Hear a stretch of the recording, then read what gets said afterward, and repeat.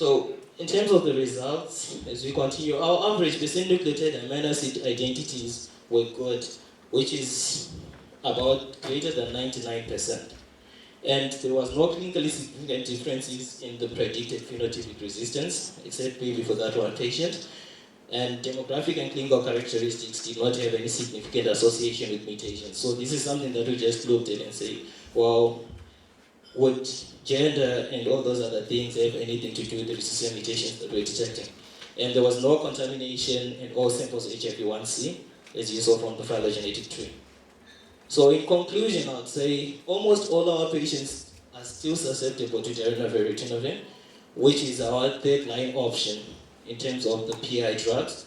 And lopinavir is still a good second line option. So I couldn't show you all the results that we generated because, well, the time and the space. But we usually use darunavir, ratutrelvir, and any other PI mutation, any other PI drugs that are still sensitive, so in the third line option. So it's a good thing that we actually see that most of our patients were still susceptible to darunavir.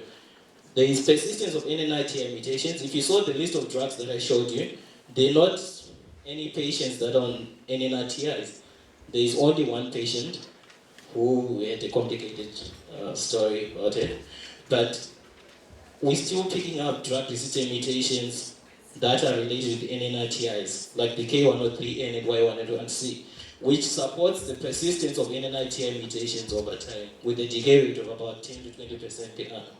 So we concluded that the in-house sequencing method that we adopted can be adopted for HIV drug resistance testing locally. And of course, it would be good for us to use the sequencing by the post as a good quality assurance method for our sequencing capacity.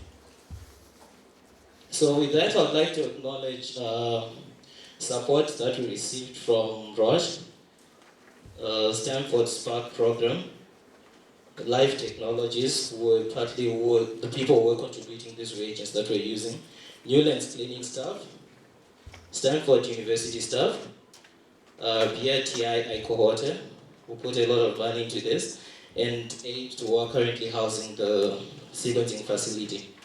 So, as the words of my professor and mentor here prefers to say, I would say Papa Tuesday, we're getting there. Thank you.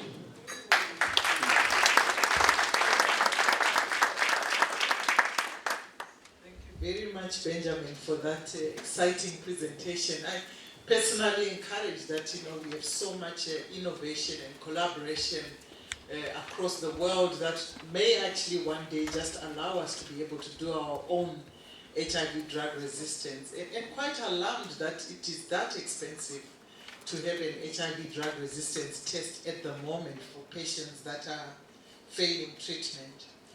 We have been thinking around questions, and we will have a discussion, which will be a panel discussion that Prof. David Kansenstein will lead from around 9:20. In fact, that time may shift a little bit since we started a little later.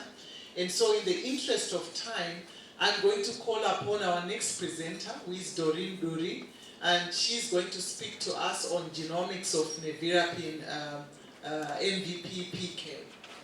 Doreen, if you may, before you start speaking, just do a quick introduction when you get to the front so that people really know who you are, and then you can take us through your presentation. Thank you very much.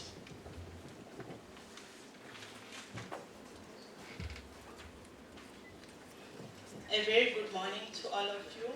My name is Doreen Mandire, and I'm an MPhil student with the University of Zimbabwe, and I'm an Icasa fellow.